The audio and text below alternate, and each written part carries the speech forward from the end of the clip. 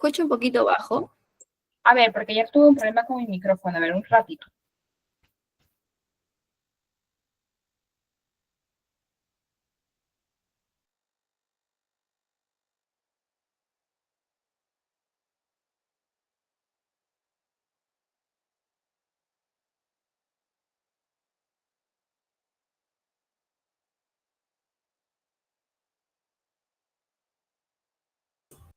Entonces te logran indicar de que sí se le escucha bien. Hola, Sí, ¿ahí mejor? Sí, no. sí, sí, se le escucha bien. Ya, ¿cómo están? Gracias. Bienvenidos, bienvenidas con todos. Mi nombre es Ana Villu, soy su docente que los voy a acompañar en estas clases. Ay, disculpen. El cambio de clima está que nos afecta a todos. Bueno, entonces la clase que tuvimos la sesión pasada, que fue la primera, pudimos ver varios temas y nos quedamos un poquito cortitos con el tiempo, ¿no? Entonces, ¿me confirma si se puede ver la pantalla para concluir con el tema de la sesión anterior, pasar al Kahoot y concluir con la sesión del día de hoy? Ya, sí ve mi pantalla, ¿verdad? A ver, vamos a ver los comentarios de los chicos. ¿Sí ve mi pantalla, no, chicos? Hola. Sí, Ah, ya, gracias, disculpen para cerciorarme. Entonces, para los alumnos que recién se conectan, la sesión pasada, que fue la primera, nos quedamos en la parte de los sistemas administrativos, ¿no? Para hacer un poco de memoria, conversábamos que los sistemas administrativos son aquellos que ha creado el Estado para poder administrar, valga la redundancia, los recursos del Estado y que los mismos son 11, ¿no? Son 11 sistemas administrativos y empezamos a describir la utilidad de cada una de ellas y nos quedamos en el sistema número 7. Vamos a describirlo brevemente y vamos a ahondar unos 10 o 15 minutos en los más importantes que he seleccionado. El séptimo sistema administrativo es el sistema de inversión pública, ¿no? Como ustedes saben, en el Perú existen muchas brechas sociales de acceso a la salud, a la educación, a la vivienda, transporte, etcétera, ¿no? ¿Qué quiere decir? Que el Estado necesita, se ve obligado a poder ejecutar infraestructura que permita recortar esas brechas que a la larga le generan o mejoran la calidad de vida de muchas familias. En ese sentido es de que nace el sistema administrativo de inversión pública como aquel sistema que está determinado a regular, administrar la forma en cómo se genera la inversión en nuestro país, ¿correcto? Que ya vamos a verlo en un ratito más con un poco más de profundidad. También tenemos el sistema administrativo de planeamiento estratégico, para contarles un poco, ¿no? Como ustedes saben, y lo dije la clase anterior, el enfoque y la forma en cómo se entiende, en cómo se implementa la gestión pública ha ido evolucionando, ¿verdad? Ha ido evolucionando. Ah, no ven la pantalla, a ver, vamos a ver.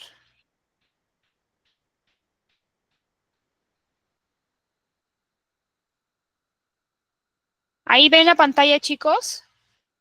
Alguien que active el audio y me diga, por favor. ahora Sí, sí, Miss. Ya, sí. ok, gracias chicos por su aporte. Les decía, el octavo sistema administrativo, que es el sistema de planeamiento estratégico, incorpora una visión dentro de la gestión pública que durante muchos años no había sido implementado y que estaba generando errores, malos resultados, ¿no? ¿Por qué?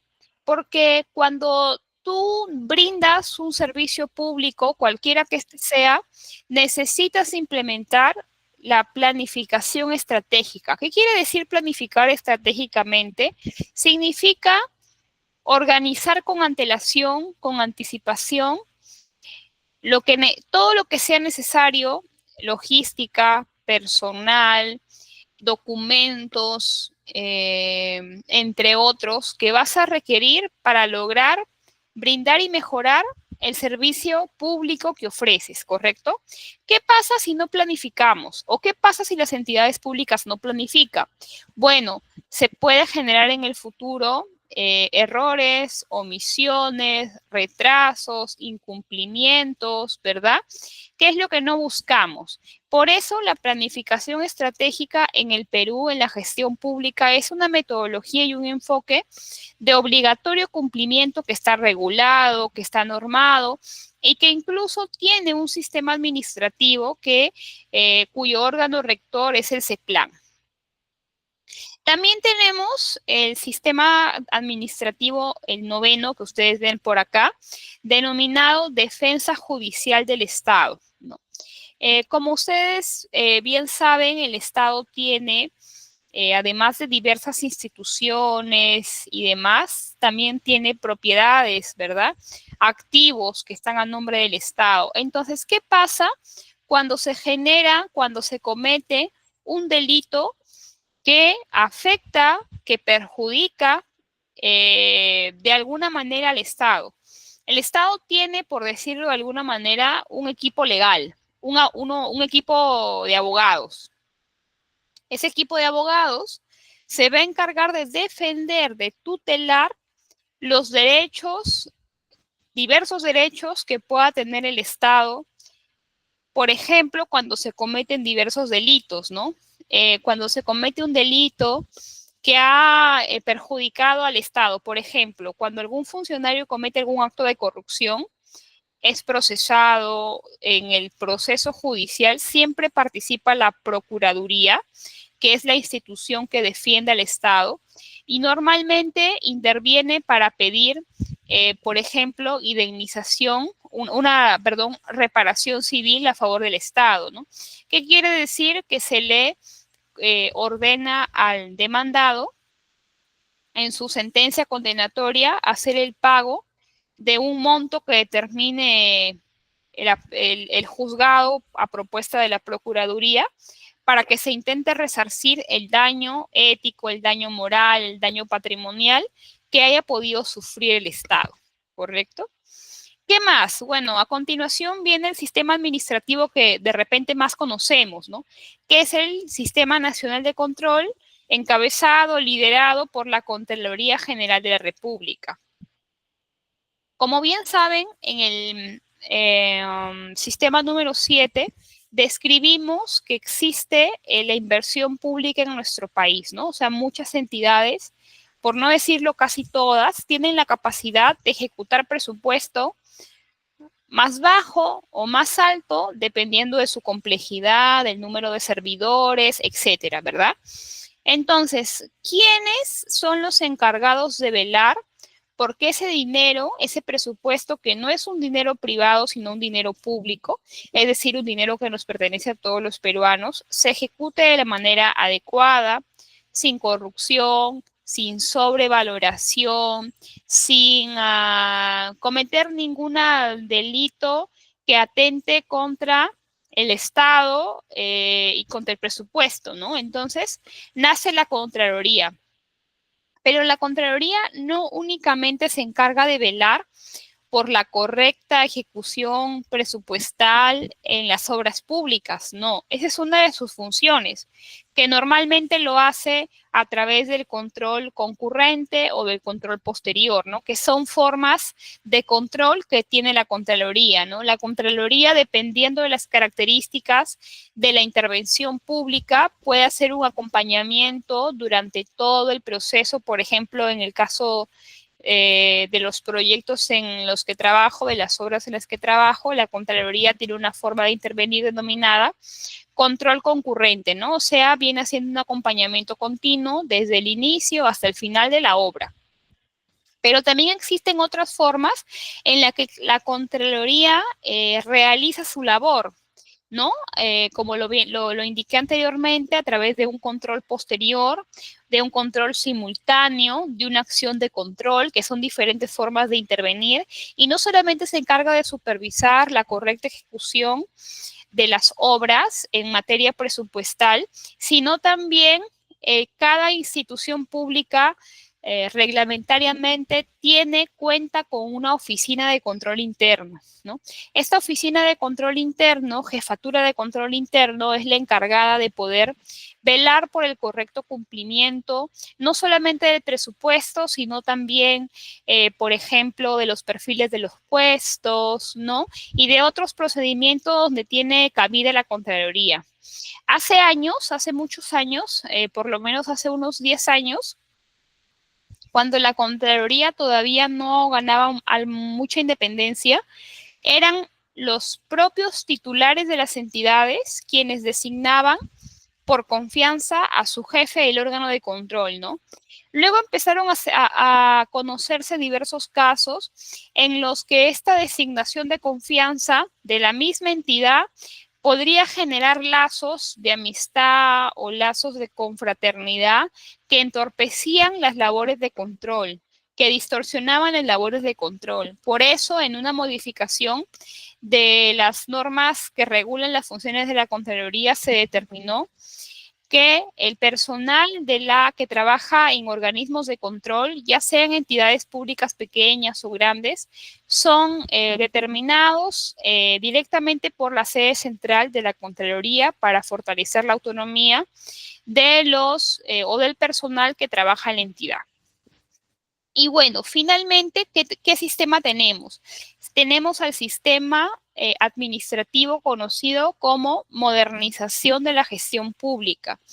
Este es un sistema, estimados alumnos y alumnas, que pretende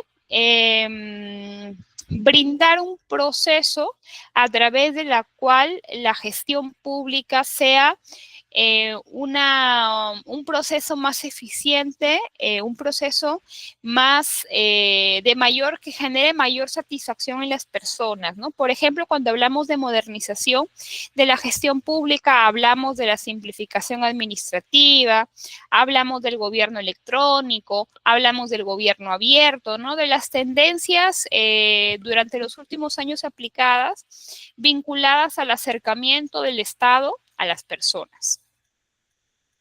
Vamos a explicar, estimados alumnos, rápidamente algunos de los, para mí, más importantes sistemas administrativos y luego nos vamos a tomar unos 10 minutos para poder rendir el Kahoot de la clase del día de lunes y con esto repasar un poco lo que aprendimos más lo que hemos terminado de ver el día de hoy. ¿Está bien?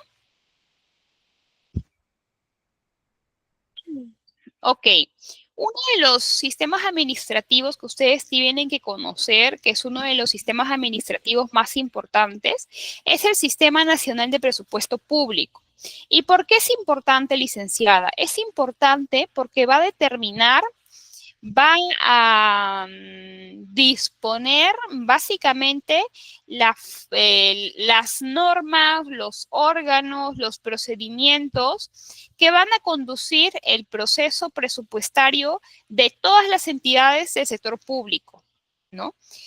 Tiene, por supuesto, su propio marco normativo y la parte específica que yo he escogido para poder presentarles y poder estudiarlo un poco juntos, es la parte más importante que deben conocer del Sistema Nacional de Presupuesto Público, que es el proceso presupuestario. Es decir, nos hacemos la pregunta, ¿cómo nuestro país, cómo el Perú, a través de qué documento, a través de qué norma, en qué plazos y quiénes son los encargados de elaborar, de discutir y de aprobar el presupuesto público de nuestro país? El Estado peruano cuenta de forma anual, con un periodo anual, con una ley de presupuesto público. ¿Qué es la ley de presupuesto público? A ver, algunos lo conocen, algunos comentarios que me puedan dar el chat.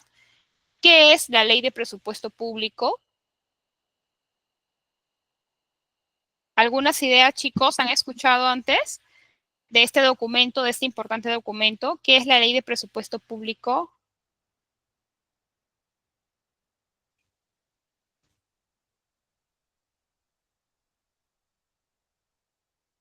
¿Algunas ideas?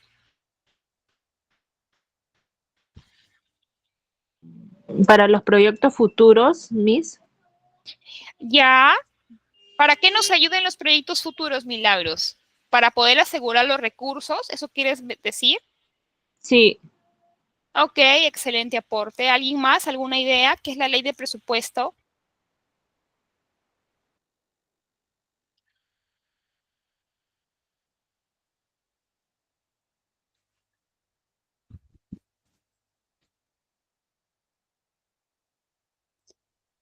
También sirve para limitar los gastos que se puedan generar en las entidades del sector público.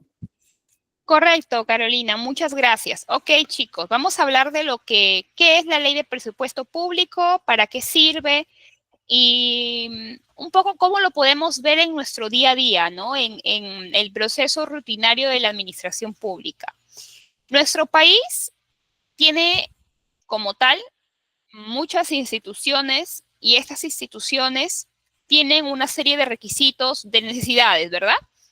Para que funcione una institución necesita personal, necesita logística, necesita alquilar un local, necesita tener insumos, etcétera, etcétera, etcétera, ¿no? Lo que quiero llegar es de que para que una institución pública pueda funcionar, necesita dinero, necesita un presupuesto, ¿verdad? Ahora, evidentemente puede pasar que algunas entidades, algunas instituciones, pues tengan una infinidad de necesidades, una infinidad de gastos, ¿no? Pero el Estado tiene una capacidad o una, digamos, eh, una disponibilidad limitada de recursos. ¿Qué quiere decir en términos más coloquiales? Que el dinero es escaso en el Estado, ¿verdad? Tenemos que priorizar, tenemos que trabajar bajo criterios de austeridad y tenemos siempre que hacer mucho con poco, ¿no? Entonces, el Estado siempre va a buscar economizar y priorizar lo que signifique presupuesto, ¿verdad? Entonces, ¿por qué es importante la ley del presupuesto? Primero, porque al tener un rango de ley, la hace de obligatorio cumplimiento para todas las instituciones públicas. Mejor dicho, una institución pública está en la obligación de respetar los alcances y el presupuesto que se le ha destinado a través de la ley del presupuesto. Por eso es de que ustedes, de repente en el mes de septiembre o de octubre, ven quejarse, por ejemplo, a la fiscal de la Nación, ¿no? Da una rueda de prensa y dice que el presupuesto que le han asignado es insuficiente, que le han recortado el presupuesto 5%, o de repente sale el presidente del Poder Judicial a decir que no le han aprobado su presupuesto, que le están restringiendo su presupuesto, que no le va a alcanzar, que va a tener que despedir a personas, ¿no? Que va a tener que hacer de repente recortes salariales, ¿no? Entonces, a ver, ¿quién hace un comentario por aquí? ¿Cuál es el 4?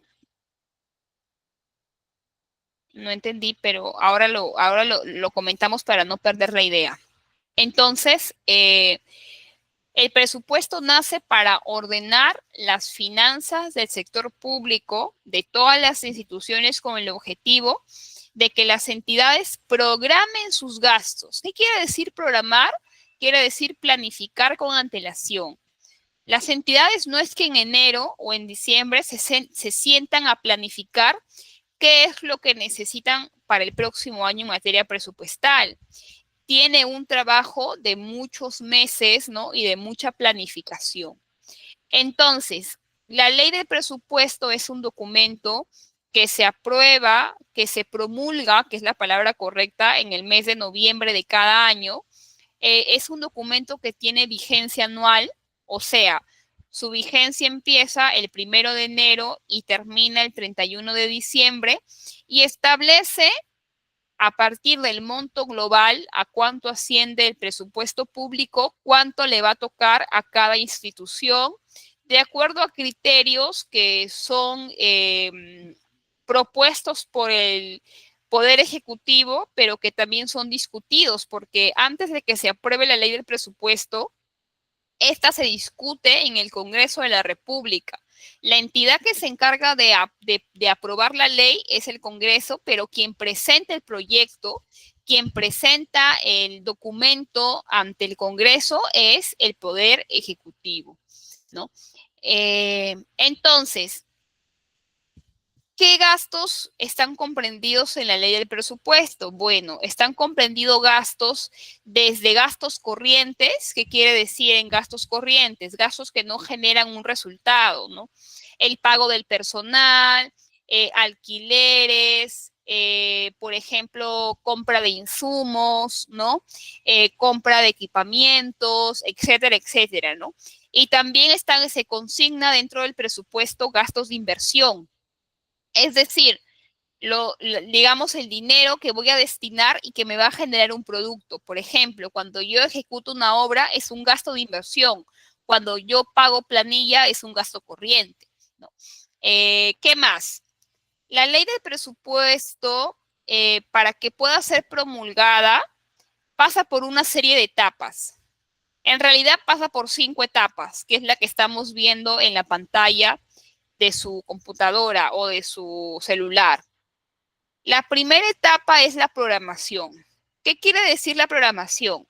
Que todas las instituciones públicas que están bajo los alcances o en la obligatoriedad de acatar la ley del presupuesto tienen que programar con tiempo cuáles van a ser sus gastos, pero la programación no lo hacen solamente por el periodo de un año, sino que tienen que hacer su programación con un horizonte de 3 años. Por ejemplo, si este año yo voy a hacer mi programación en materia presupuestal, tengo que hacerlo para el año 2024, 2025, 26 y 27, con un periodo de 3 años, ¿correcto? Entonces, cuando cada institución pública ha elaborado su presupuesto, se lo remite al MEF para que pueda compilarse o unirse en un anteproyecto de ley. Y este anteproyecto, el MEF, lo presenta al Consejo de Ministros. El Consejo de Ministros lo discute y en el mes de agosto de cada año aproximadamente, el Poder Ejecutivo presenta el proyecto de ley al Congreso.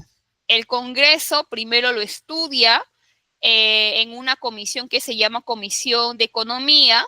Después de eso, se emite un informe y se aprueba y se envía al Pleno para que sea discutido y eventualmente sea votado, ¿no? Votos a favor, votos en contra, abstenciones, y una vez que la ley del presupuesto es aprobado, se promulga como toda ley en el diario El Peruano. Ahora, ¿qué es lo que pasa a partir del 1 de enero? Por ejemplo, bueno, en este caso, a partir del 2 de enero, que es el primer día laborable en el sector público, o que fue el primer día no laborable en el sector público. A partir del primer día hábil de enero, empieza a tener vigencia la ley del presupuesto, en este caso del año 2025, ¿no? Entonces, las entidades públicas que están consideradas, o mejor dicho, todas las entidades públicas que están contenidas en la ley del presupuesto, ¿no? Tienen un documento que se llama PIA, que se llama Presupuesto Inicial de Apertura, ¿no? Después de eso, si es que en el transcurso del año las entidades quieren hacer modificaciones presupuestarias que tienen un proceso, lo pueden hacer y ese presupuesto inicial se modifica y por eso se llama presupuesto modificado, ¿no? Ahora, ustedes se preguntarán, ¿y a cuánto asciende o a cuánto ascendió el presupuesto del Estado peruano el año pasado, para tener un ejemplo? Para que ustedes tengan una idea, la ley del presupuesto del año pasado estimó el presupuesto total más o menos en 215 mil millones de soles. 215 mil millones de soles, ¿ok? Ahora, otra pregunta que ustedes se pueden hacer: ¿de dónde provienen los recursos que financian esos 2.500 o 215 mil millones de soles, ¿no? ¿De dónde proviene? ¿Cuáles son sus ingresos? Así como, por ejemplo, su compañera puede tener 2 trabajos, tiene 2 fuentes de ingreso, ¿verdad? Y cuando ella hace su presupuesto mensual, determina, por ejemplo, si al mes gana 3,000 soles, ¿no? Y la cual proviene de 2 ingresos, determinará al final cuántos son sus egresos, ¿no? De repente ella gana 3,000 y gasta mensualmente 2,500, ¿no? Entonces tiene un ahorro de 500 soles al mes, ¿no? Ahora, en un presupuesto común o un presupuesto familiar, siempre vamos a considerar 2 tipos de gastos, ¿verdad? Los gastos fijos y los gastos variables. Por ejemplo, si yo alquilo un departamento, ¿ese es un gasto fijo o variable? ¿Qué opinamos? El alquiler de un inmueble, el arrendamiento de un inmueble, ¿qué es? ¿Es un gasto fijo o un gasto variable? Gasto fijo. Correcto, Fijo. gasto fijo, ¿verdad? ¿Por qué es un gasto fijo? Porque es un egreso que debitamos, que pagamos mensualmente de una forma continua, ¿no? Mes a mes tenemos que cumplir con el arrendamiento, bueno, porque si no, no vamos a tener un espacio donde vivir, ¿verdad? En la teoría de que somos independientes, ¿no? O estamos independizados. Pero, por ejemplo, en mi presupuesto personal, para ir explicándoles luego algunas consideraciones en el presupuesto público, también tengo gastos variables. Por ejemplo, salir o la recreación, salir a restaurantes, salir al cine, comprar ropa, es un gasto variable porque no gastamos lo mismo todos los meses, ¿verdad? Hay meses, por ejemplo, como diciembre, en donde gastamos más en compras en el centro comercial o, por ejemplo, en diciembre compramos regalos para nuestros familiares, ¿no? Que es un gasto que no hacemos todos los meses, lo hacemos en determinadas épocas del año, ¿no? Por ejemplo, viajar. Viajar es un gasto variable porque no viajamos todos los días ni viajamos todos los meses. Podemos viajar, no lo sé, una vez o 2 veces al año. Y no siempre vamos a viajar al mismo destino, no siempre vamos a viajar los mismos días. Entonces, cada viaje no va a costar igual. Unos pueden costar más, otros pueden costar menos, ¿no? Así como nosotros tenemos en nuestro presupuesto gastos fijos y gastos variables, las entidades públicas también tienen diferentes tipos de gastos. Y el Estado, ¿de dónde recauda el dinero? Y muchos me dirán, bueno, licenciada, pues la principal fuente de ingresos son los impuestos, ¿no? Nosotros, como personas naturales, las personas, las empresas, ¿no? Existen diferentes tipos de impuestos, ¿no?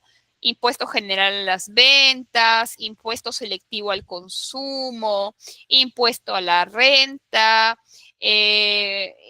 Cuando, por ejemplo, compras una propiedad, también tienes que pagar un impuesto, ¿no? Cuando compras un carro nuevo, hay que pagar un impuesto, ¿no? Hasta para alquilar, nadie casi lo sabe, pero cuando tú alquilas una casa, también debes pagar, el arrendatario debería pagar impuesto de quinta categoría, renta de quinta categoría, ¿no? Pero como eso significaría, pues a veces los pequeños arrendatarios prefieren no hacerlo, entonces tienes un contrato informal y la persona no declara que se dedica al arrendamiento de propiedades, ¿no? Simplemente es un ingreso adicional. Pero si quisiera formalizarlo, el arrendatario estaría obligado a girarte un comprobante de pago cuando tú haces el pago del arrendamiento, ¿no? Y normalmente simplemente le pagas al arrendatario y ya, ¿no? No suele recibir un comprobante de pago. Pero bueno, respondiendo a esa pregunta, es cierto, la más grande fuente de ingreso que justifican esos 215 millones de 15,000 millones de soles, perdón, evidentemente son los impuestos, pero no son las únicas, no es la única manera a través de la cual el Estado logra tener ese dinero para financiar su presupuesto cada año. Existen otras formas, otros ingresos que tiene el Estado en menor proporción, en menor cantidad, pero que también le sirven, ¿no? Por ejemplo, el endeudamiento. Creo que la vez pasada les expliqué que el Estado pide préstamos, ¿no? Pide préstamos a países más desarrollados, pide préstamos a bancos internacionales para poder financiar ciertas intervenciones, especialmente obras en nuestro país, obras grandes, obras muy costosas. Pero estos bancos no te prestan el dinero como le prestan a un privado, ¿verdad? Por ejemplo, si yo quiero sacar un préstamo personal, lo saco dependiendo de mi récord crediticio a una tasa de interés determinada, ¿verdad? Que puede ser más alta, más baja, pero que finalmente le genera una rentabilidad al banco.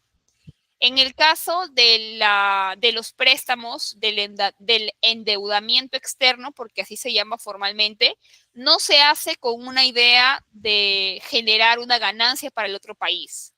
O mejor dicho, ellos no, su motivo, su motivación no es el generar rentabilidad, sino es el de generar desarrollo en los países. Entonces, eso no quiere decir que el Estado peruano no va a devolver el dinero, lo devuelve, pero lo devuelve en un número de años muy largo y con una tasa de interés muy chiquita, para que puedan comprender eso, ¿no? Entonces, además de los impuestos, tenemos que el Estado también recauda dinero mediante el endeudamiento, y también pueden existir donaciones, ¿no? El Estado tiene propiedades que alquila, ¿no? Aunque son pocas, pero sí las hay. Entonces tiene otros ingresos. Creo que sí se entendió, un poco me extendí sobre lo que significa el presupuesto público. Espero que haya quedado claro. Bueno, para explicar otro sistema administrativo que también es importante, que es el sistema de inversión pública, pero que técnicamente se llama Sistema Nacional de Programación Multianual y Gestión de Inversiones. Cuando nosotros como sociedad tenemos una brecha, vamos a poner que yo vivo en una urbanización, vamos a suponer, ¿ok?, que no tiene agua y desagüe. Entonces, como mi urbanización no tiene agua y desagüe, normalmente las personas tenemos enfermedades, ¿verdad? Enfermedades diarreicas, enfermedades virales, porque no contamos con un sistema de agua potable y alcantarillado, que es lo que pasa en muchos lugares del Perú. El Estado, atendiendo una necesidad que es primaria, que es primordial y que es imperante para todas las personas, formula un proyecto que está destinado a cerrar esa brecha. En el caso específico del ejemplo del acceso de agua potable y alcantarillado. Entonces, ¿cómo lo va a hacer? Lo va a hacer a través de una obra. Y esa obra inicia con la formulación de primero de una brecha, identificas un problema, luego elaboras un criterio para poder priorizar esa brecha, porque en la sociedad existen muchas necesidades, ¿verdad? Si se pudieran hacer obras para solucionar todos los problemas, sería imposible porque los recursos son escasos. Entonces, no nos va a quedar de otra que priorizar cuáles son las necesidades más importantes que hay que cubrir, ¿verdad? Después que yo he priorizado, es que ya yo registro mi proyecto en un banco de proyectos y a partir de ahí es que se empieza a formular el perfil, ¿no? Y luego el expediente de la obra para que finalmente se ejecute, ¿no? La ejecución es el penúltimo paso dentro de toda la historia o dentro de todo el ciclo de inversiones, ¿correcto? Por eso es de que muchas personas se quejan de que la obra demora mucho en ejecutarse, ¿no?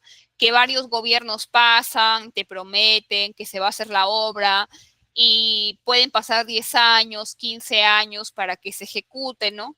Realmente el proceso ahora es un poco menos, pero antes era más burocrático, más lento, ¿no? Entonces, son situaciones que un poco difíciles ya de decir que yo tengo una brecha y la autoridad que te diga que en 6 meses te hace la obra, pues difícilmente, ¿no? Porque hay procesos, hay plazos, sobre todo cuando son inversiones importantes, ¿no? Cuando son inversiones de considerable monto. Entonces, para yo generar una inversión pública, para yo generar una intervención con dinero financiado con dinero público, existe un proceso que se llama ciclo de inversiones, ¿ok? Este ciclo de inversiones tiene 4 fases. La primera fase, que ya conocemos algo por ahí de qué significa, que es la fase de programar. En el Estado, el presupuesto, en general todo se planifica con 3 años de horizonte de tiempo. Igual en el caso de las inversiones. Si vamos a planificar hoy inversión pública, tenemos que hacerlo pensando en los 3 años futuros, ¿correcto? Y todo se hace a través de un documento, bueno, en fin. Una vez que yo he programado esas inversiones y han sido ingresadas en el banco de inversiones, yo voy a empezar una fase de elaborar el documento técnico que corresponda para poder evaluar si este proyecto es factible económicamente y físicamente, ¿correcto? Si se evalúa que este proyecto, es posible de hacer, entonces se empieza a formular el expediente técnico, ¿no? Que es el documento a través de la cual se va a decir cómo se va a hacer la obra. Paso a paso, detalle a detalle, por eso los documentos son bastante extensos, ¿no? Además que para ejecutar una obra hay que ir pidiendo con antelación permisos, ¿no? Permisos al Ministerio del Ambiente, al Ministerio de Cultura, ¿no? Si lo vas a hacer en el río, hay que pedirlo al ALA, o sea, para hacer una obra no lo haces así nada más, hay que pedir un montón de permisos que demoran tiempo y también implican un presupuesto, ¿no? Luego llega la tercera fase, que es la fase de ejecución, la fase en la que tú ya ves el inicio de la obra en tu localidad, que tiene un plazo, toda obra tiene un plazo, ¿no? Ese plazo se establece en días calendario, 500 días calendario, 1000 días calendario, 2000 días calendario, por poner un ejemplo, ¿no? Ese plazo se puede ampliar dependiendo de las situaciones que se desarrollen en las intervenciones. Y finalmente está la etapa de funcionamiento, ¿no? Porque las obras necesitan mantenerse y operarse. Necesitan que después de inauguradas tengan un presupuesto para que las obras duren en el tiempo, ¿no? Que es lo que no ocurría antes, pero que se está tratando de implementar ahora. Muy bien, estimados. Espero que se haya entendido lo que quise comentarles el día de hoy. Para cerrar la primera clase de la sesión número 1. Y vamos a jugar un Kahoot, que es un jueguito en línea, que seguramente varios lo conocen. Milagros, ¿tienes una pregunta? Señorita, ayer yo no entré, recién me he inscrito hoy. ¿Hay alguna prueba el día de ayer o el lunes creo que ha comenzado? Sí, el día lunes no pudimos terminar la sesión, entonces no dimos ninguna evaluación. Para responder tu pregunta, no. Recién la vamos a dar ahorita, pero normal, si gustas participas, si gustas no, porque tienen algunas preguntas de lo que vimos el día lunes, pero la mayoría son de lo que hemos visto ahorita. Pero bueno, ya dependerá de cada uno, además que creo yo que está para el alcance de todos, ¿no? Voy a pasar el link. La vez pasada les comenté que si no conocíamos del Kahoot, ahorita les voy a explicar cómo entrar, ¿ok? Vamos a ver, vamos a ver. Un momentito que está cargando.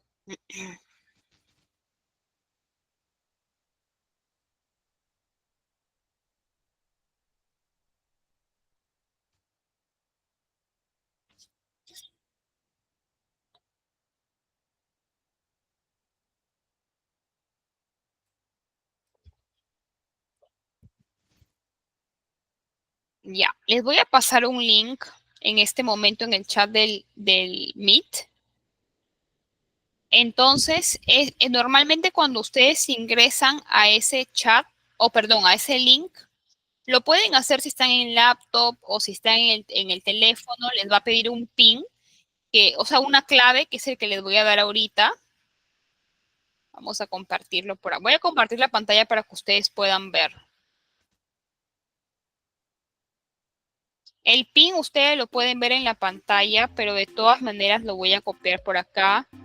Si alguien tiene algún problema para ingresar, por favor me lo hace saber. Solamente hay que hacerle clic al link y los va a dejar ingresar. No debería haber ningún problema. O de repente les pide el PIN que se los acabo de pasar. Si alguien tiene un problema, me avisa.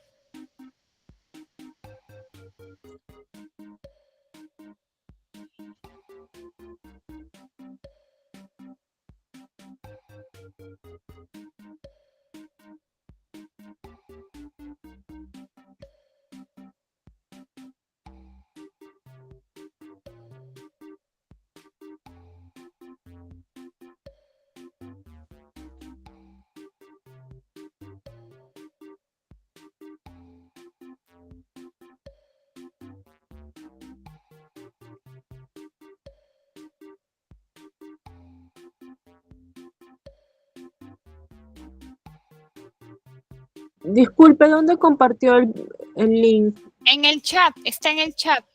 Está fijado en el chat.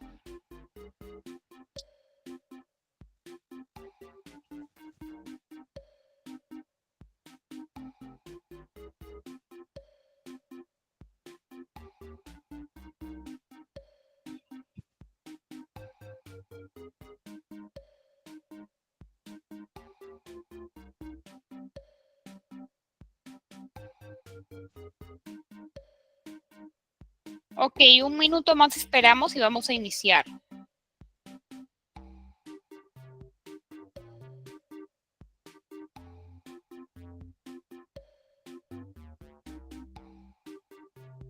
Ok, chicos, vamos a iniciar con la primera pregunta. Uy, por acá estábamos.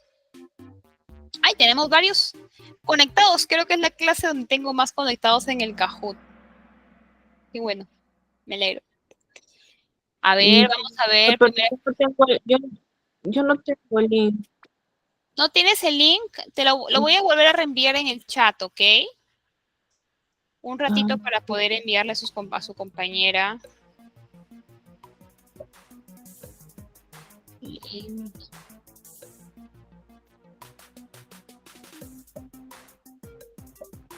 A ver, es un ratito. Vamos a darle stop para poder enviarle a su compañera, ¿ok?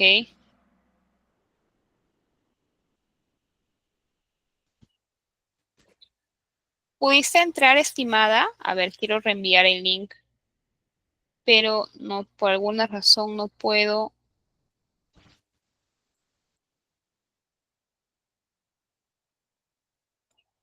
A ver, volví a enviar el link. Entonces, vamos a repetir la pregunta, ¿ok?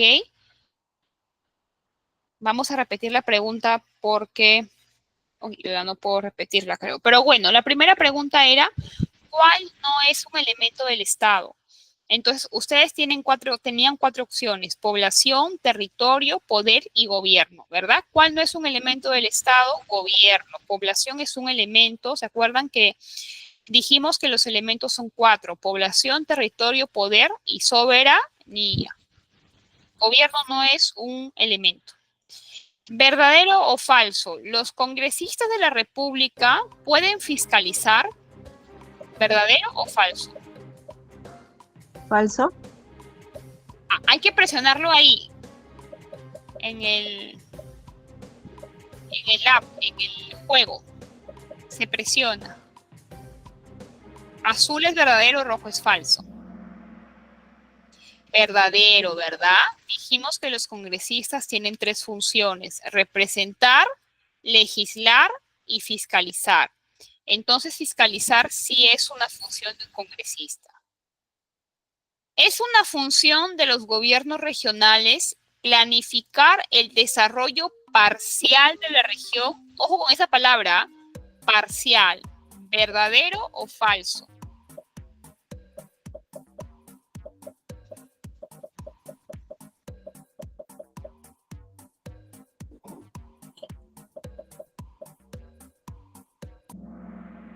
Falso, chicos, ¿verdad? Porque los gobiernos regionales, como toda entidad, no trabajan parcialmente, trabajan por el desarrollo integral de su jurisdicción.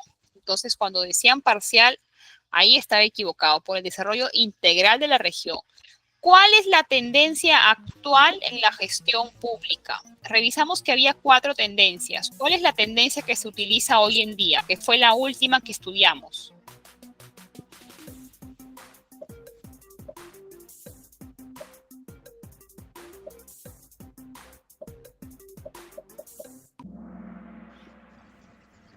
Gestión por resultados, ¿cierto? Nosotros dijimos que existieron 4 tendencias o que la gestión pública evolucionó a través de 4 tendencias, ¿verdad? La primera fue el modelo burocrático o weberiano en los años 50. Después, en los años 90, el modelo postburocrático, ¿verdad? Luego, el nuevo modelo de gestión pública y actualmente el modelo utilizado es el enfoque o la tendencia de gestión por resultados. Cuarta pregunta, o quinta pregunta, perdón. ¿Los sistemas administrativos son 15? Lo he mencionado al inicio de esta clase. ¿Son 15? ¿Verdadero o falso?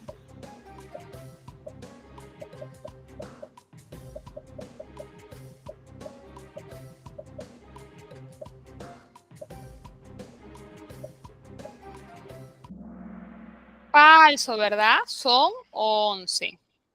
Vamos con la penúltima. ¿Cuál no es una etapa del proceso presupuestario? ¿Cuál no es una etapa del proceso presupuestario?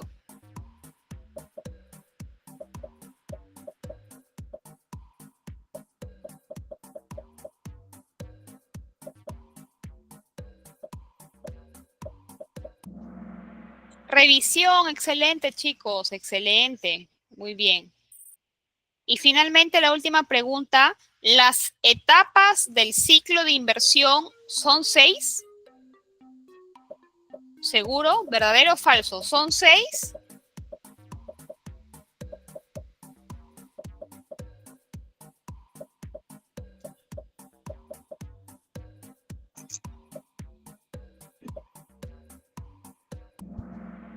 Falso, son 4, ¿verdad? Son 4. Programación, formulación, ejecución y funcionamiento. Son 4. Pero vamos a ver, ¿quién ganó? Aunque todos lo han hecho excelente, ¿ah? Laura, excelente, muchas gracias. Alison también, excelente.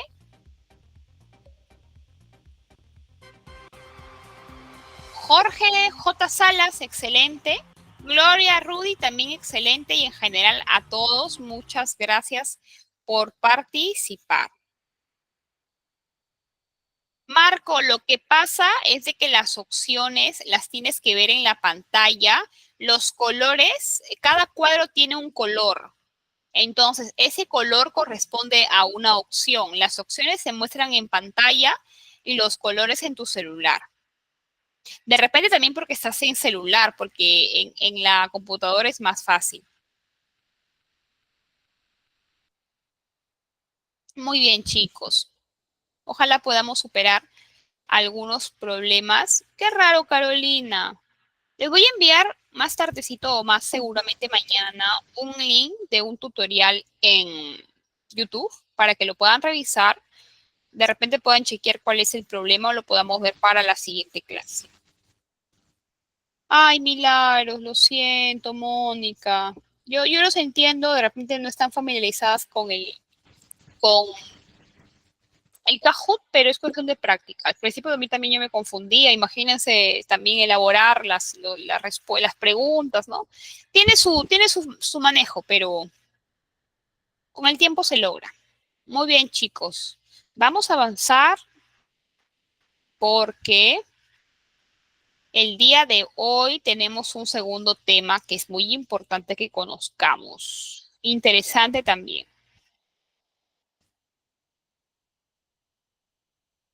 Vamos a ver la pantalla. Sí me parece que la están visualizando, ¿verdad?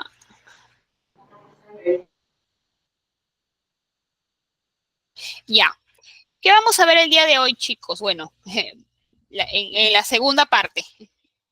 ¿Qué otro tema es importante que ustedes conozcan relacionado a la asistencia administrativa en la gestión pública? Es que repasemos un poco el significado de lo que es procesos administrativos. Hablaremos también un poquito de documentos administrativos y vamos a cerrar, que espero que nos alcance el tiempo, sobre los documentos de gestión en las entidades públicas, ¿ok? Entonces, si ustedes en algún momento ejercieran un cargo administrativo o como asistente administrativo en alguna entidad pública, es muy importante que conozcan y que vayamos repasando juntos conceptos, ¿ok? Y para eso es muy importante que podamos revisar la Ley del Procedimiento Administrativo General. La Ley del Procedimiento Administrativo General, estimados alumnos, es un documento bastante grande, déjenme decirle, pero que van a consignar conceptos importantes que tenemos que conocer si estamos interesados en algún momento trabajar como asistente administrativo en alguna entidad pública, que entiendo que es su interés del solo hecho que están acá presentes, ¿no? Iniciando el curso. Entonces, la primera pregunta que vamos a responder el día de hoy, ¿qué es un procedimiento administrativo? ¿Qué es un procedimiento administrativo? Un procedimiento, estimados, cuando hablamos de un proceso, hablamos siempre de una serie de etapas, de una serie de actos. Nunca un proceso va a tener una sola parte o una sola actividad o un solo acto. Siempre un proceso significa una serie de pasos, una serie de diligencias, ¿ok? Este procedimiento, además de implicar una serie de actos, implica que ese proceso tú lo inicias porque quieres lograr algo, porque tienes un objetivo, porque tienes una intención. Me preguntarán ustedes, ¿y cuál es esa intención? Bueno, puede ser múltiples, ¿verdad? Por ejemplo, si yo quiero solicitar información de transparencia, solicitar información pública a una entidad, hay un procedimiento que yo tengo que seguir como administrado si es que deseo obtener esa información. Otro ejemplo, si yo deseo tramitar una licencia de funcionamiento para mi local, una licencia de construcción ante la municipalidad, si yo deseo iniciar algún procedimiento administrativo ante la municipalidad, existe una norma que lo regula, ¿no? Existe básicamente tres cosas importantes. ¿Cómo se va a dar el procedimiento? ¿Cuántas etapas tiene? ¿Qué requisitos necesitas presentar? Y una de las cosas más importantes, ¿en qué plazo debe resolverse? ¿No? O eso y en qué plazo tú tienes para presentar la documentación pertinente, ¿no? Entonces, cuando yo inicio un procedimiento y me veo en la obligación de someterme a realizar una serie de actividades, lo hago porque tengo un objetivo, tengo una intención, quiero lograr algo, quiero que se me otorgue un derecho, quiero obtener un documento, quiero que se me brinde información, quiero que se me dé respuesta a un documento, tengo una intención. Dependiendo de cuál sea mi intención, eventualmente voy a conseguir un resultado. Pero ese resultado no siempre va a ser positivo sobre lo que yo estoy necesitando, sobre lo que yo estoy requiriendo. Puede ser positivo, puede ser negativo, ¿verdad?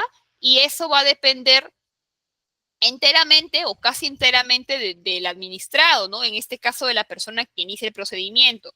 Si ha cumplido con los requisitos, si le corresponde, si ha cumplido con los plazos, etcétera, ¿verdad? Ahora, cuando se inicia un procedimiento administrativo, intervienen dos partes. La primera parte, que es el administrado, puede ser una persona natural o también puede ser una empresa, porque las empresas también inician procedimientos administrativos. ¿Ante quiénes lo hacen? ¿Hasta quiénes se presentan las personas naturales o jurídicas para iniciar un procedimiento? Ante una autoridad administrativa. ¿Cómo se va a determinar ante qué autoridad administrativa yo debo presentarme? Bueno, va a depender del caso específico y de lo que necesites tú específicamente.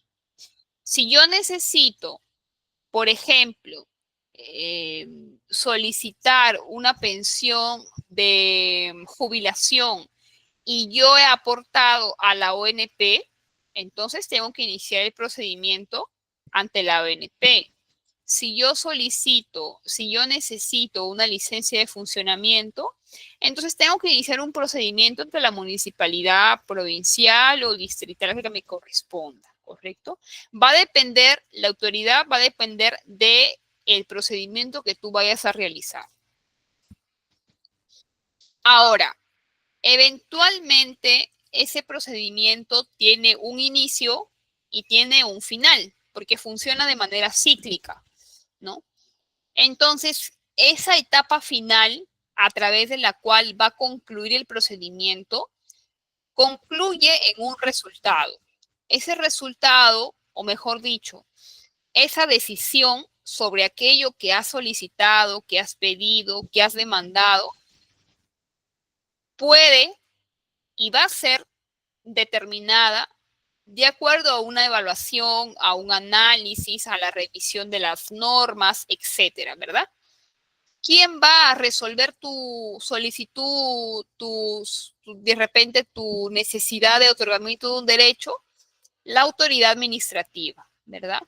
Entonces, la autoridad administrativa normalmente emite un acto administrativo en el que va a resolver lo que está solicitando, ¿verdad? Entonces, esa decisión que va a quedar plasmada por escrito va a ocasionar o va a tener consecuencias legales, ¿no?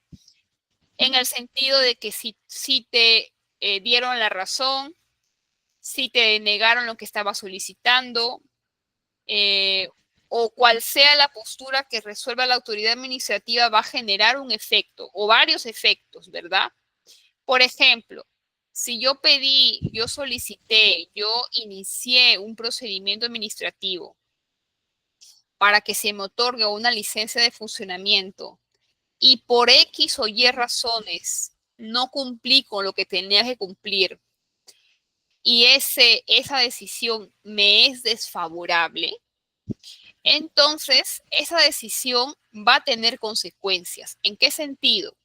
En que si yo, a pesar de que se me ha negado la licencia de funcionamiento, por ejemplo, se me ocurre abrir las puertas de mi negocio, aperturar las puertas, y de repente llega fiscalización y se da cuenta que yo no tengo los documentos para poder funcionar, para poder operar, voy a ser plausible de multas, ¿verdad? De que de repente de denuncias por omisión, por desobediencia a la autoridad, etcétera, etcétera. Ahora bien, una vez que ya hemos repasado brevemente qué entendemos por procedimiento, quiénes son los actores que participan y cómo se resuelve o cómo termina un procedimiento a través de un acto administrativo, vamos a compartir unas ideas al chat sobre lo que entendemos por documentos administrativos. A ver, estimados alumnos, compartamos ideas. ¿Qué entendemos por documentos administrativos?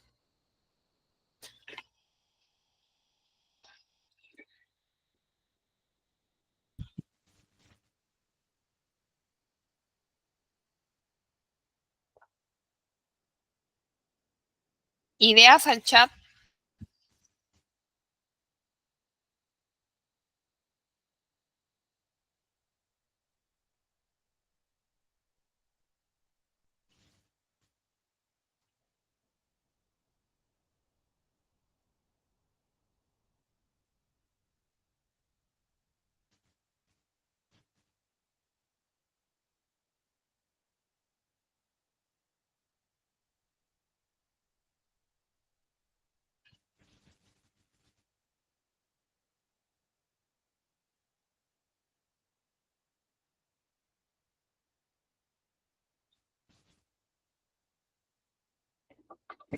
Vamos a ver qué tenemos en el chat. No, no hay comentarios. ¿Están ahí, chicos? También. Hola. Ideas, chicos, ideas. ¿Estamos atentos? ¿Se me está comprendiendo? ¿Se me está entendiendo? Si no, coménteme para poder hacerlo más despacio. No sé. Sí, estamos escribiendo en el chat. Ah, ay, recién veo, perdóneme, mi error, ha sido mi error, mi disculpa, se quedó en un momento del chat. Ok, Arturo dice un oficio, Maxi dice podría ser memorandos o informes, Arturo dice una solicitud, Jesús dice documentos que validan el acto administrativo, Elizabeth documentos donde llevan los registros, certificados, sustento del acto administrativo para dejar constancia, llevar el orden, documentos que se presentan, que brindan información, generan resultados. Excelente, muy bien. Milagros, ¿querías participar con tu micrófono?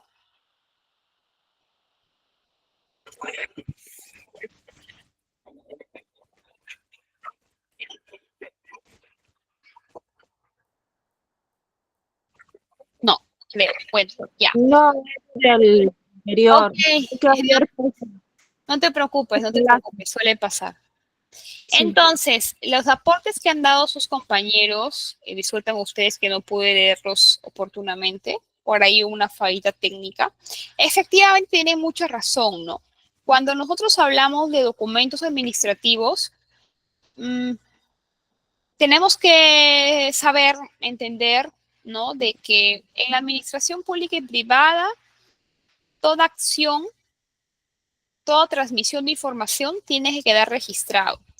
Entonces, los documentos son importantes porque, como lo vuelvo a repetir, nos va a permitir llevar un registro ordenado, un registro adecuado y un registro válido, que es lo más importante, para dar fe de determinadas acciones, inacciones, solicitudes de información, derivación de documentos, en fin, una serie infinita de acciones que deben realizar las instituciones públicas, ¿verdad?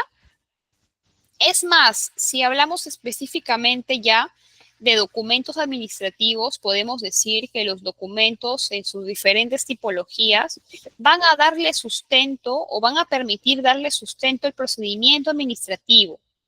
¿Por qué? Porque cuando tú inicias un procedimiento administrativo y quieres y pretendes lograr algo, lo inicias siempre ingresando un documento al área correspondiente, se te abre un expediente, empiezas a reunir una serie de documentos que finalmente van a determinar si tienen la razón, si no la tienes, de repente luego quieres apelar, llevas tu expediente, ¿no? Entonces los documentos administrativos le dan vida a la administración pública, le dan vida a las instituciones, le dan un orden a las instituciones, permiten que funcionen de una manera razonable, de una manera oportuna, ¿no?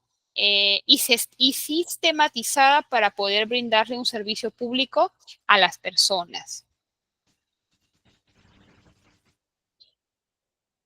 Como ya lo mencionábamos, los documentos administrativos permiten registrar los actos de la administración pública y van a ser el soporte de los procesos o las actividades que desarrollen los órganos de acuerdo a las funciones que les han sido asignadas, ¿verdad? Los documentos administrativos, bueno, van a trabajar bajo ciertos principios. El principio de la formalidad, ¿no? Dado que la estructura, el contenido, el proceso de remisión de los documentos implica una formalidad porque estamos hablando de una comunicación que estamos dirigiendo o a una empresa o a una institución pública, a una empresa privada, pero siempre con la formalidad que reviste el caso, ¿no?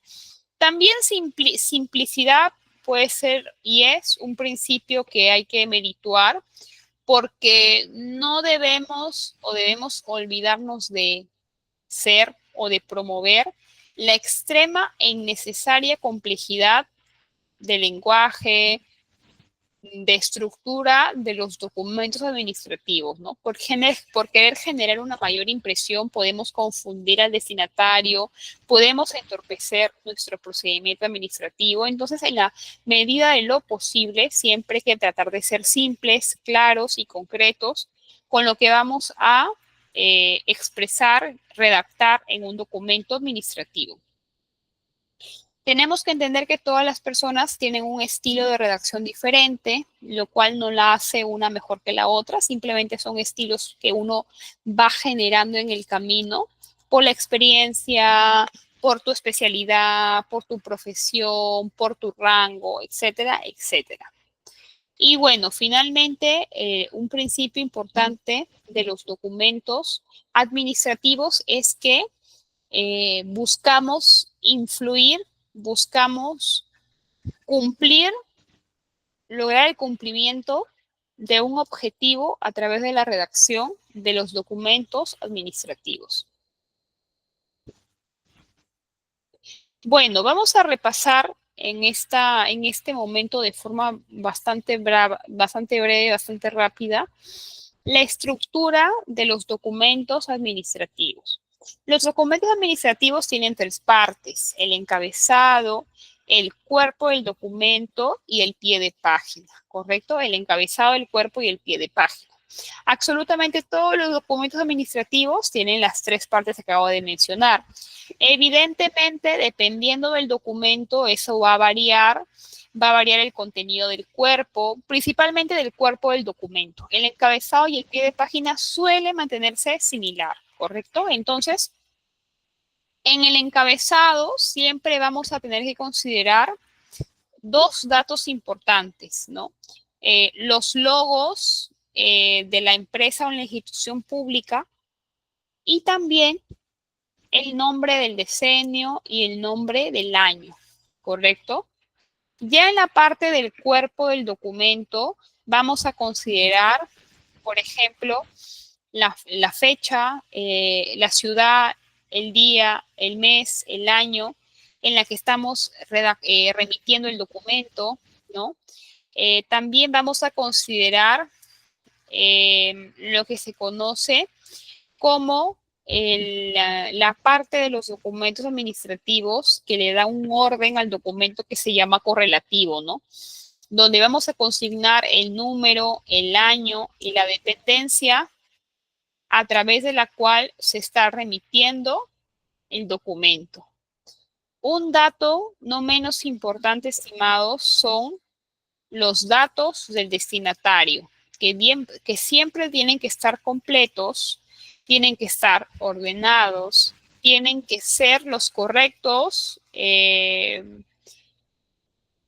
porque a veces nos confundimos, colocamos solamente un nombre, un solo apellido, le cambiamos el cargo, le cambiamos el nombre de la oficina, ¿no? Entonces hay que asegurarnos de ser muy pulcros con esa información. Ya en la parte más inferior tenemos, por ejemplo, el asunto, ¿no? En el caso de un oficio, el asunto. En el caso de una solicitud, una sumilla, ¿no? Que van a variar de acuerdo al tipo de documento administrativo. Y bueno, el cuerpo del documento es la parte en donde tú vas a expresar, vas a materializar varias cosas, ¿no? Mi sugerencia es la siguiente: cuando tú redactes documentos administrativos, tienes que pensar siempre de la forma en cómo lo haría la persona que lo está recibiendo, ¿no? Es una persona que probablemente no conoce acerca de lo que estás remitiendo, no tiene el dominio que tú tienes sobre el tema. Entonces, siempre hay que poner a las personas en contexto, ¿no? Explicar la situación. No podemos irnos de frente al grano, como coloquialmente entendemos, sino siempre hay que explicar, hay que poner en contexto la situación. Hay que explayarnos en el buen sentido para que, con la intención que el destinatario comprenda claramente nuestro mensaje. Una vez que hemos situado, explicado a la persona cuál es el problema, es que recién podemos indicar qué es lo que estamos solicitando o de repente indicar qué documentos nos justifican, nos dan la razón en lo que estamos solicitando, ¿no? Y bueno, finalmente habrá que hacer uso de nuestros datos para poder suscribir, para poder firmar el documento y remitirlo por mesa de partes física o mesa de partes virtual, que actualmente tienen prácticamente todas las instituciones.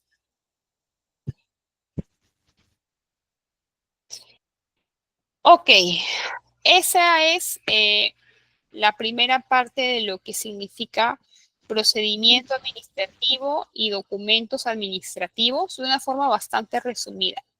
Si les gustaría que amplíe esa información, de repente enseñándoles cómo redactar quizá los documentos más utilizados en la gestión pública, que pueden ser 2 o 3, me lo hacen saber en el chat y lo podría incluir para la próxima clase. ¿Ok? No para esta, sino para la próxima. Vamos a terminar la sesión del día de hoy, estimados y estimadas, que ha sido, y en el sentido, bastante larga, pero bastante leccionadora. Recordando, repasando y estudiando juntos documentos de gestión en las entidades públicas. Las instituciones públicas, para que puedan brindar un servicio, necesitan tener un orden, necesitan tener una organización, ¿verdad? ¿En qué sentido, licenciada? Bueno, en que tú, para hacer marchar una institución, hacer operar una institución pública, necesitas, por ejemplo, saber cuántos colaboradores necesitas. Necesito 10, necesito 20. Esos 20, ¿qué formación tienen que tener? Técnica, universitaria, ingeniería, ciencias sociales. Y después que he pensado eso, ¿qué funciones va a desempeñar cada persona? O mejor dicho, esa sería la primera pregunta, ¿no? ¿Qué funciones, qué profesionales necesito que trabajen en mi institución?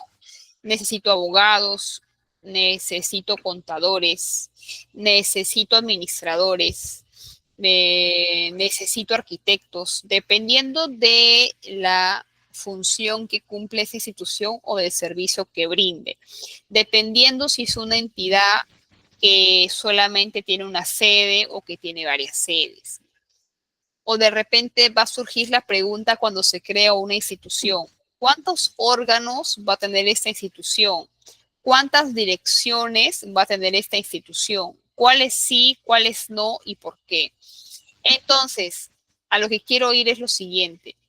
Para determinar las funciones, las responsabilidades, los procedimientos, los perfiles de las entidades públicas en nuestro país, se han creado documentos de gestión, ¿correcto? Estos documentos de gestión son instrumentos públicos formales, legales, que se aprueban mediante una resolución, que también son obligatorios para todas las instituciones, no son electivos, son obligatorios, que van a permitir ordenar el funcionamiento de las entidades internamente y van a brindarle también información sobre su funcionamiento a otras entidades para que sepan a quién deben dirigirse, qué funciones cumple esta persona, y también determinar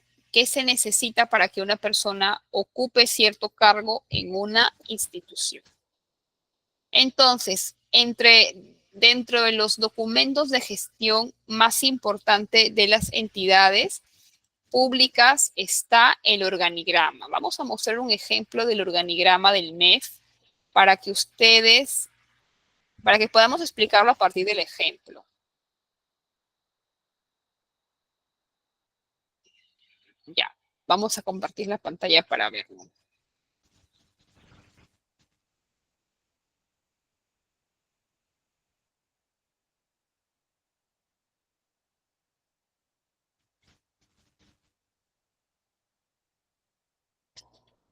¿Sí lo ven, chicos?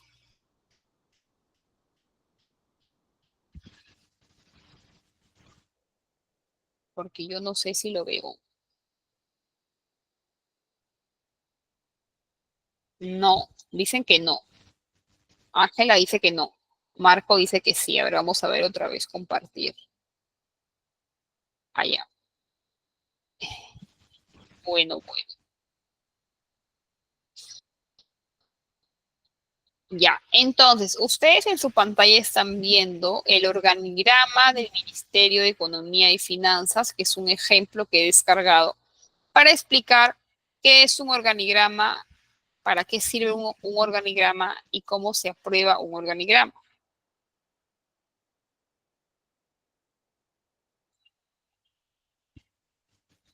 Todas las entidades públicas, dentro de sus documentos de gestión, para organizar su funcionamiento, su correcto funcionamiento, aprueban un organigrama. Un organigrama, ¿qué es? Es una representación gráfica, es un documento que contiene una representación gráfica de la organización interna de una institución. Por ejemplo, en el caso del Ministerio de Economía y Finanzas tenemos el despacho ministerial, que lo preside el ministro, ¿verdad? Tenemos al órgano de control institucional, que ya hemos dicho, ¿no? Que al jefe del órgano del control lo designa la Contraloría.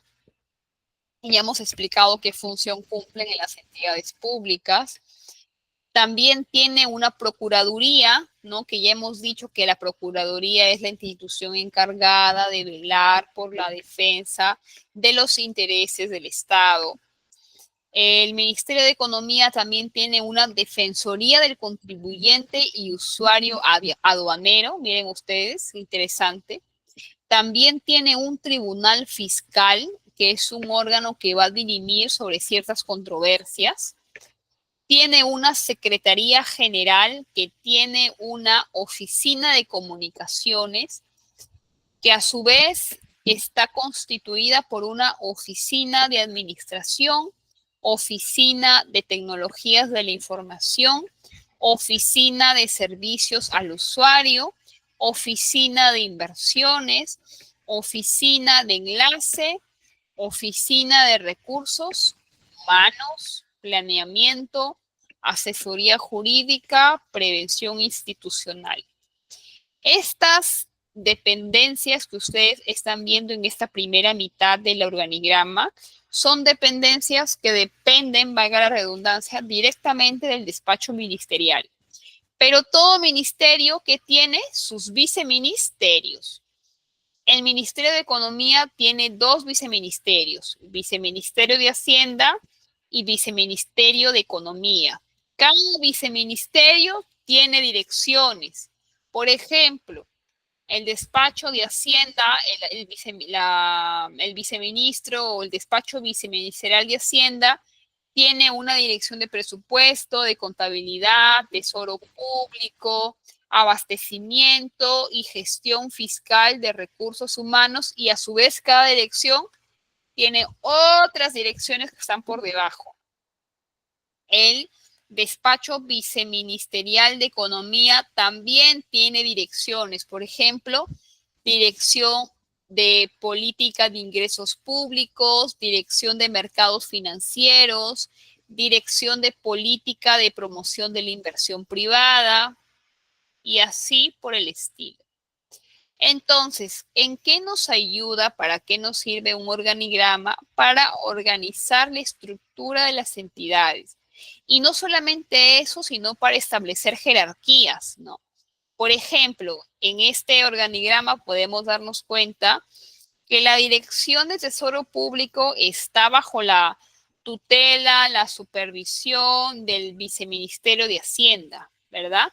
También nos damos cuenta que la Dirección de Sistema Financiero y Mercado de Capitales es una dirección que está dentro de la Dirección de Mercados Financieros y por lo tanto la Dirección General de Mercados Financieros es una entidad con mayor jerarquía, ¿verdad?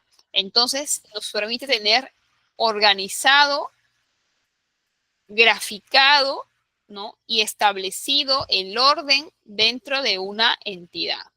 Licenciada, ¿y habrá alguna entidad que no tenga un organigrama? ¿Entidad pública? No. Privada, quizá. Pública, no.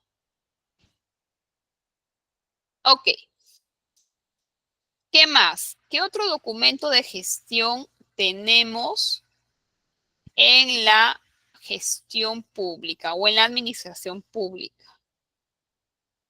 Tenemos otro documento de gestión muy importante, estimados y estimadas, que se llama Reglamento de Organización y Funciones. ¿Para qué sirve el Reglamento de Organización y Funciones? También conocido como el ROF, ROF en mayúscula. Este instrumento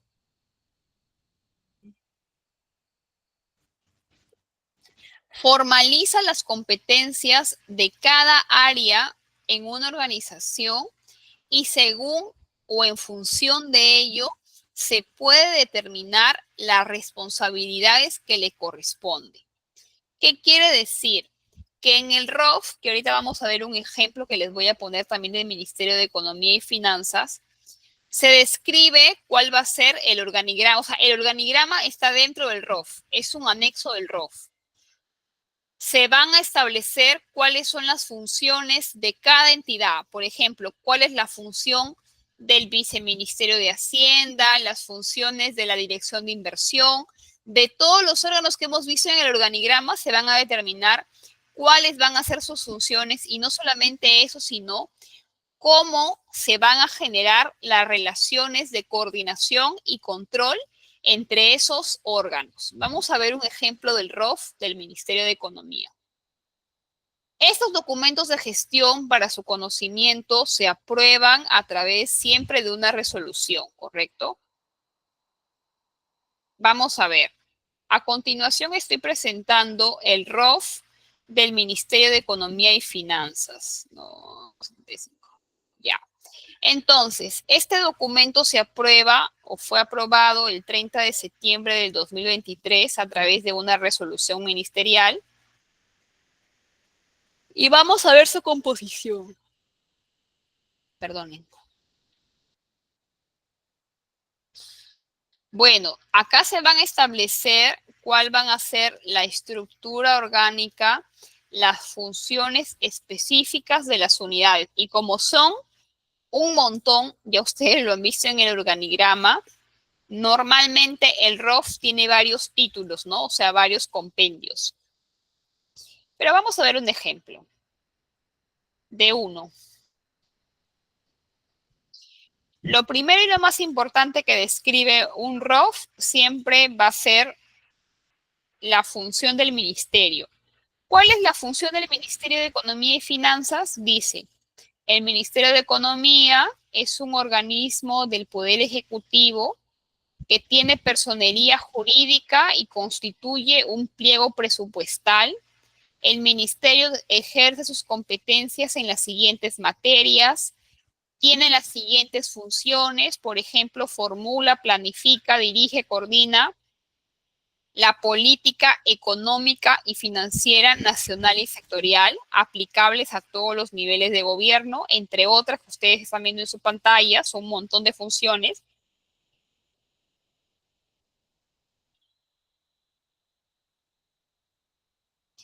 ¿Cuál es la base legal del Ministerio de Economía y Finanzas? Acá la podemos ver, que también es bastante extensa.